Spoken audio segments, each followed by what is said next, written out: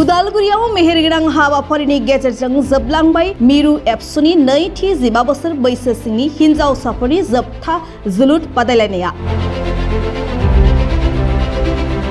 मिरु दुलाराय बर' फरायसा आफादनि बड'फा मिशन फर सास्टेनेबल साइन्स एबा बर' रावजों बड'फा गोजोरथियारि सोलायनाय मावथांखि गेलेनाय हारिमु सोलोंथाइ समाजखान्थि रांखान्थि बायदि बिथिङाव बिथा खालामना खामानि मावबोदों होनना मिन्थिनो मोनो। बे मिशन एबा मावथांखिनि गेजेरजों बर'नि माहारियारि सानस्रि आफाद दुलाराय बर' फरायसा आफादा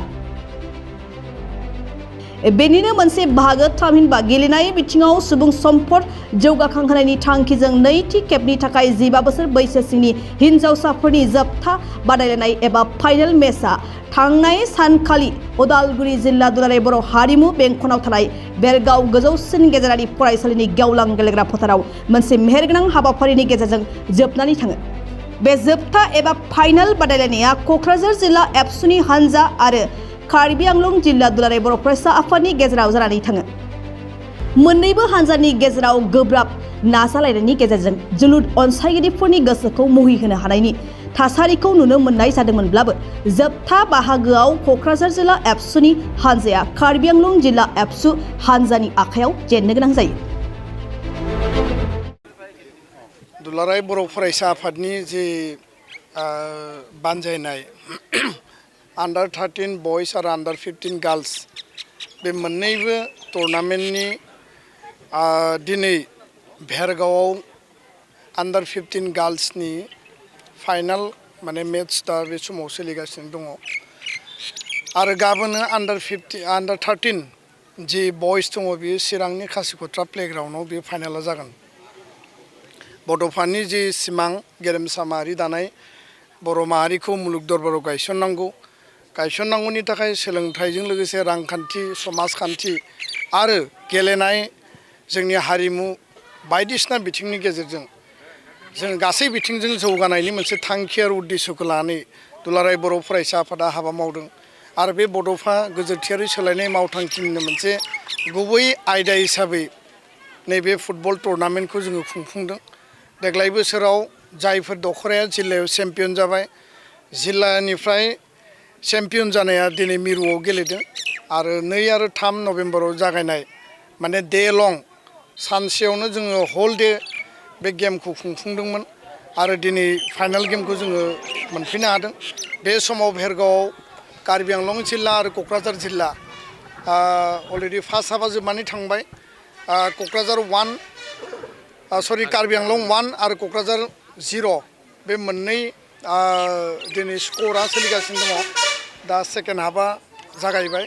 जों मिजिंथिदों जे दुलाराय बर' माहारिनि जिउ जारिमिनाव बा लामा हान्थिनायाव जोंनि यां जेनेरेशनखौ जोंनि यां टेलेन्टफोरखौ साफा साफा प्रफेशनेल प्लेयार जेरै दुर्गा बर' हलिचरन नार्जारी अपुर्णा बर' बिथांमोन बायदि जों प्लेयार आरोबाव जोङो सृष्टि खालामनायनि जे जोंनि मुल गुबै उद्देश्य आरो नेशनेल लेभेलाव स्टेट लेभेलाव इन्टारनेशनेल लेभेलाव जोङो गोबां प्लेयार्स दिहुननानै बिथांमोननि स्पर्ट्सनि गेजेरजों केरियार दानाय स्पर्ट्सनि गेजेरजों गावनि जिउखौ माने दैदेनलांनाय आरो बर' माहारियाव स्पर्ट्स पार्सनेलिटिनि जि संख्या बियो जाहाथे जोबनो रोङै ओंखारो बे मोनसे मटिभेशन आरो दिनै बे गेमनि गेजेरजों गोबां दिनै उइमेन जि माने फुटबल बा हिन्जावसाफोरनि जि फुटबल बेयाव एनकारेजमेन्ट मोनदों। मिजिंथिदों इयुनाव जोङो बिथांमोनखौ डिस्ट्रिक्ट स्टेट नेशनेल आरो इन्टारनेशनेल लेभेलाव प्रपार चेनेलनि गेजेरजों बेयाव जायफोरा गेलेफैनाय बेखौ लांनो हागोन। खारन नोंथांमोना मिथिगौ बड'फा एफसि थांनाय बोसोराव जोङो अंडर 13नि थाखाय खालामदोंमोन आरो बिथांमोना स्टेट गेलेदों स्टेटनिफ्राय दा आई लीगआव नेशनेल लेभेलाव गेलेगोन आरो बेखाय एबसुनि जे हाबा मावनाय जेब्लायबो जों सिस्टेमेटिक डिसिप्लिन आरो प्रपार बेबस्थानि गेजेरजों खालामदों आरो बे गेलेनायनि गेजेरजों समाज बेरेखा ड्राग्स जौ जुवा बायदिनि जि मोनसे स्ल'गान बे स्ल'गानखौबो जों लाफादों। आं मिजिंथियो जे रायजो राजाया बयबो समर्थन होगोन आरो बयबो बिथांमोनखौ आशीर्बाद होगोन आं बेखौनो मिजिंथिबाय। गोजोन्थों। नोंथांमोना गोब्राब नाजासेयावबो जेरावबो जाफुंसारनो हायाखै नामा? जानांदों नामा गुबुन गुबुन रोखोमनि जेंनाजों मोगा मोगि? जुदि जेरावबो जाफुंसाराखैब्ला आरो बायदि जेंनाजों मोगा-मोगि जानांदों अब्ला बेफोरनिफ्राय जेंना बोस्रांनायनि राहाखौ लादो।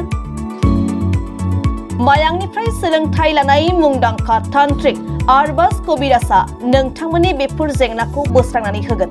बयनिबो गेजेराव सोमजिबाय थाग्रा जेंनाफोर जेरै सोलोंथाइ लानायाव सोमजिनाय जेंना, हास्थायब्लाबो साख्रि मोनैनि जेंना, फालांगियाव जेंना सोमजिनाय, हा-हुनि जेंना, बिसि-फिसायनि गेजेराव दावराव-दावसि जानाय, मोजां मोनलायनायाव हेंथा सोमजिनाय जेंना, जुलि जानायनि उनाव गथ' मोनैनि जेंना, फेग्रा एबा निसा मुवा लानायखौ गारहोनायनि राहा, सुथुरनि गाज्रि नोजोरखौ दानगारनाय, जुलि जाखांनायनि उनाव गुबुनजों मोजां मोनलायनायनि सोमोन्दो लाखिनाय, राजखान्थि बिथिङाव जेंना बायदि बायदि जेंनाफोरखौ गैया खालामनायजों लोगोसे गोसो बोनो हानाय गोहोनि ताबिज एबा राजमुहिनि ताबिजखौ मुंदांखा आरबाज कबिराजनिफ्राय मोननो हागोन।